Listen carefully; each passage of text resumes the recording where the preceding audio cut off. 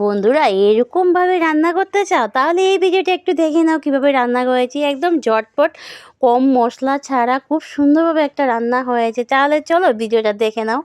হ্যাঁ, সবাই প্রথমে দিয়ে দিলাম তেলটা খুব গরম হয়ে গেছে দেখো। তারপরে কালো জিরা ফোড়ন দিয়ে দিলাম, কাঁচা লঙ্কা চিড়ে ফোড়ন দিয়ে দিলাম, পেঁয়াজ ফোড়ন দিয়ে দিলাম।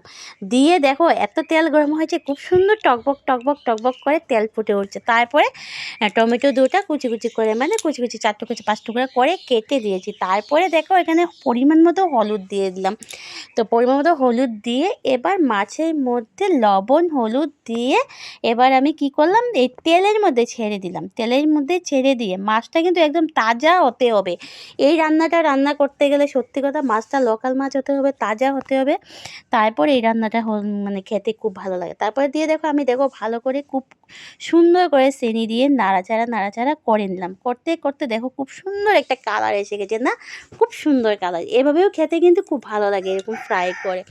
তো দেখো খুব সুন্দর কালার হয়ে গেছে আর মাছটাও খুব সুন্দর ভাজা হয়ে গেছে। তো তোমরা একটু আঁচ কম দিয়েও করতে পারো। ভাজাটা হওয়ার পরে দেখো আমি কি করছি, এখন এর মধ্যে বেশ কিছুটা ধনিয়া পাতা দিয়ে দিলাম। দেখছো কালারটা খুব সুন্দর হয়েছে না। তো এভাবে ফ্রাই উঠেও তোমরা খেতে পারো, খেতে কিন্তু খুব ভালো লাগবে। হ্যাঁ, তার সাথে কি করলাম, আমি একটু ঝোল রাখলাম, খেতে ভালো লাগে আর কি। লোকাল মাছের ঝোল হলেই তো কি ভালো লাগে না।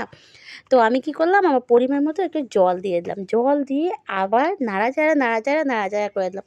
আর মাছটাও সাঁতলাতে খুব সুন্দরভাবে ভাজা হয়ে গেছে।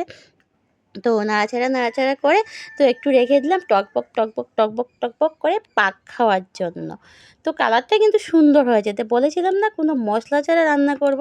তো খেতেও কিন্তু খুব টেস্টি হয়েছিল। এবার দেখো ঝোলটা ফুটে উঠে গেছে, টকবক করতে শুরু হয়ে গেছে। আর এই টকবক না আওয়াজটা শুনতে কিন্তু ভালো লাগে না, গ্যাসের সামনে বসে।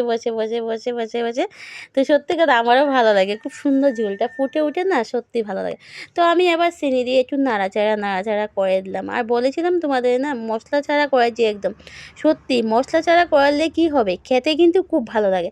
রান্না করার সময় একটু মন দিয়ে রান্না করবে, পরিবারের সবার কথা মনে করে মুখ মুখ চোখের মধ্যে এনে বেশি বেশি রান্নাটা করবে। সত্যি পরিবারের জন্য তুমি করবে না, সত্যি তোমার রান্নাটা কিন্তু যেভাবে তুমি রান্না করবে খুব ভালো হবে।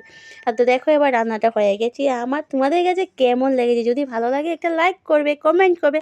আর যদি একটু ভালো লাগে ভিডিওটা দেখতে দেখতে একটু শেয়ার করে দেবে, একটু ভালোবাসা দেবে আমাকে। তো এখন দেখো এইভাবেই আমার রান্নাটা হয়ে গেল। তো আমি আবার ঝোলটা একটু শুকিয়ে নিচ্ছি আর কি। তো একটু টকবক করতে করতে ফাইনালি এরকম হয়ে গেছে, দেখো যাও এরকম হয়েছে। তো এখানে বেশি ঝোল নাই, মানে 1 হাতা ঝোল 1 পিস মাছ। তো আজকে বলে টাটা, বাই বাই।